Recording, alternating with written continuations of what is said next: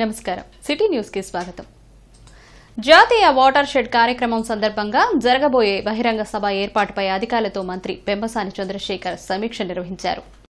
కలెక్టరేట్లో జరిగిన సమీక్ష సమావేశంలో కేంద్ర సహాయ మంత్రి పెమ్మసాని చంద్రశేఖర్ హాజరయ్యారు.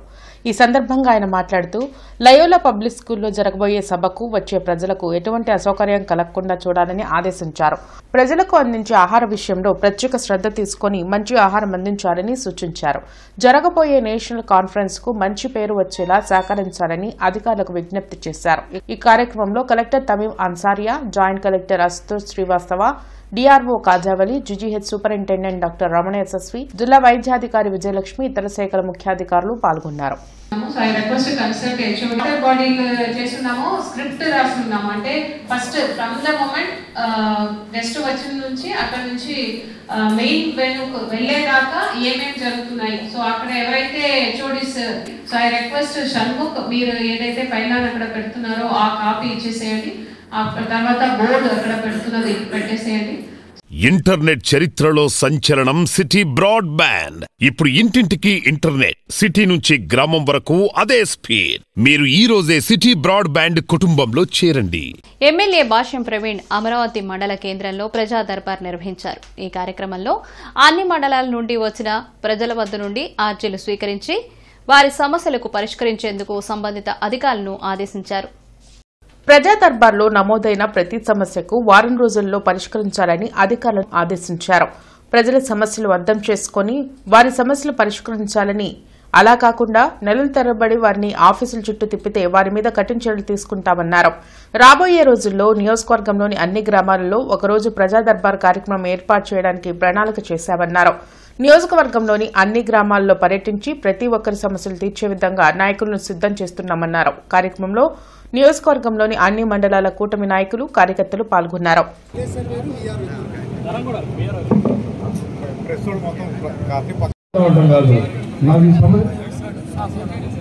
సమస్య నోట్ చేసుకొని మా ఆఫీస్ నుంచి నోట్ చేసుకుంటారు. మీకు కరెక్ట్గా వారం రోజుల్లో నాకు సాల్వ్ అయిపోయి నాకు సమాధానం చెప్పాలి. మీరు అర్థమైనా సర్వే నెంబర్ వైజ్ రాసుకోండి.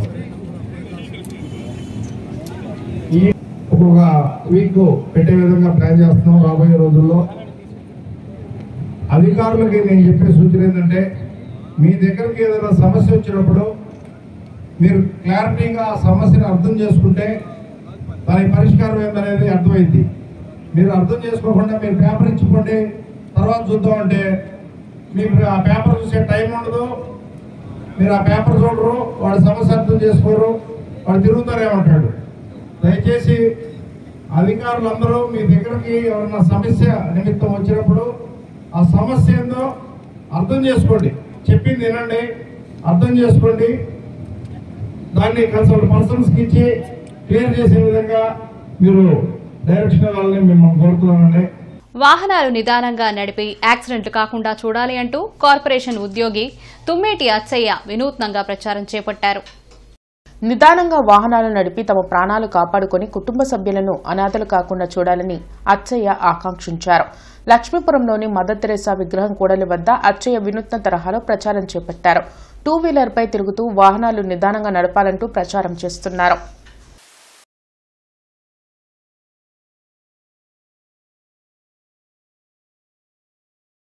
ప్రపంచంలోని చాలా దేశాల్లో పెట్టుబడిదారీ వ్యవస్థ కూలిపోతోందని, ఈ దశలో యువత ప్రజలు సోషలిజం పట్ల ఆకర్షితులవుతున్నారని సిపిఎం పోలిట్ బ్యూరో సభ్యులు బివి రాఘవులు పేర్కొన్నారు. సోవియట్ విప్లవ వార్షికోత్సవం సందర్భంగా గుంటూరులోని శ్రీ వెంకటేశ్వర విజ్ఞాన మందిరంలో సిపిఎం జిల్లా కార్యదర్శి వై నేతాజీ అధ్యక్షతన పెట్టుబడి విధానం భవిష్యత్తు అనే అంశంపై సభ నిర్వహించారు. ముఖ్య వక్తగా రాఘవులు మాట్లాడుతూ సోషలిజాన్ని నాశనం చేసేందుకు అమెరికా కుట్ర పన్నుతోందని విమర్శించారు. పెట్టుబడిదారీ విధానం శాశ్వతంగా ఉంటే ప్రజలకు కష్టాలు తప్పవన్నారు. సోషలిజం అంటే ట్రంప్కు భయమని, ఆయన పెట్టుబడిదారులకు ప్రతినిధిగా వ్యవహరిస్తారని ఆరోపించారు. ఈ కార్యక్రమంలో మాజీ ఎమ్మెల్సీ కెఎస్ లక్ష్మణరావు, సిపిఎం రాష్ట్ర కార్యవర్గ సభ్యులు సిహెచ్ బాపురావు, పాసం రామారావు, ఈమని అప్పారావు, నళినీకాంత్, భవన్ నారాయణ, అరుణ, వెంకటేశ్వర్లు తదితరులు పాల్గొన్నారు.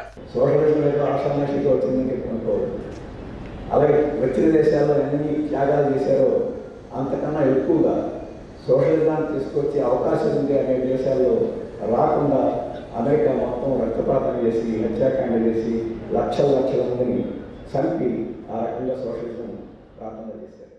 కనీస వేతనాల చట్టం కానీ, బోనస్ చట్టం కానీ, గ్రాట్యుటీ చట్టం కానీ, ఇలాంటి అనేక చట్టాలు కూడా మార్క్సిజం వెలుగులో కార్మిక వర్గం చేసినటువంటి పోరాటాలు మన దేశం కావచ్చు, ఇతర దేశాలు ఈ చట్టాలన్నీ సాధించుకోరు. కానీ ఇవాళ పాలక వర్గాలు ఈ చట్టాలన్నింటినీ రద్దు చేసి 4 వేల కోట్లుగా మార్చి చేయండి చెప్తున్నారు. అందుకని ఈరోజు సోషలిజం, పెట్టుబడిదారీ విధానం, సామ్రాజ్యవాదం అజేయమైందని చాలా మంది చెప్పారు. సోవియట్ యూనియన్ కొలాప్స్ అయినప్పుడు 1991 మెడికల్ కళాశాలల ప్రైవేటీకరణకు వ్యతిరేకంగా ఈ నెల 12న అన్ని అసెంబ్లీ నియోజకవర్గాల్లో వైసీపీ ఆందోళన చేపట్టనుంది.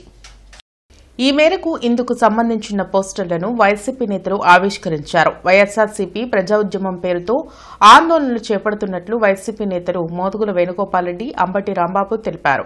కార్యక్రమంలో వైసీపీ నేతలు పోతిన మహేష్, అన్నాబత్తిని శివకుమార్, పఠాన్ సైదాఖాన్ తదితరులు పాల్గొన్నారు.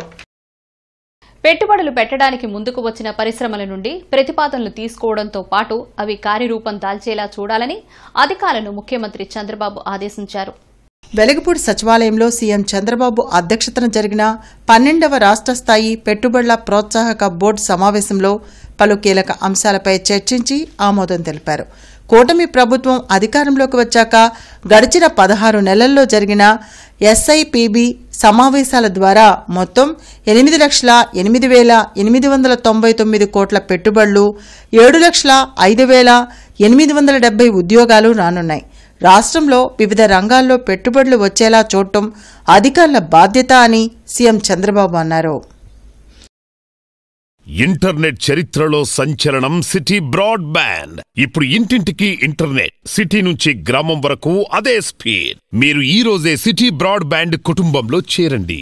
గత 5 ఏళ్లలో రాష్ట్రాన్ని దోచుకున్నారే తప్ప క్రెడిట్ చోరీ చేసేంత అభివృద్ధి ఎక్కడ చేశారని మాజీ సీఎం జగన్ను మంత్రి కొలుసు పార్థసారథి నిలదీశారు. మంగళగిరిలోని టీడీపీ కేంద్ర కార్యాలయంలో పార్థసారథి మీడియాతో మాట్లాడారు. ప్రభుత్వం ముందస్తు చర్యలు తీసుకోవడం వల్లే మోంతా తుఫాన్ వల్ల ఎక్కువ నష్టం జరగకుండా చూడగలిగామన్నారు. వైసీపీ విధ్వంసాన్ని విజన్గా మార్చుకుంటే కూటమి ప్రభుత్వం అభివృద్ధి, ఉపాధి అవకాశాల కోసం పనిచేస్తుందని తెలిపారు. ఆ 5 సంవత్సరాలు అభివృద్ధి జరిగింది, మొత్తం క్రెడిట్ అంతా నాదే, ఆ క్రెడిట్ని చంద్రబాబు నాయుడు గారు దోచేస్తున్నారు అని చెప్పటం అసలు అది నవ్వాలా లేకపోతే ఆయన అమాయకత్వానికి బాధపడాలా అర్థం కాని పరిస్థితి ఉందని చెప్పేసి నేను భావిస్తున్నాను. సరే, ఆయన క్రెడిట్ గురించి మాట్లాడే ముందు అసలు జగన్మోహన్ రెడ్డి గారు మీరు ఇంత గొప్పగా పరిపాలన చేస్తే 151 సీట్ల నుంచి 11 సీట్లకి ఈ రాష్ట్ర ప్రజలను మిమ్మల్ని ఎందుకు పంపించారని చెప్పేసి ఏ రోజన్నా సరే మీరు రివ్యూ చేసుకున్నారా అని చెప్పేసి నేను అడుగుతా ఉన్నాను.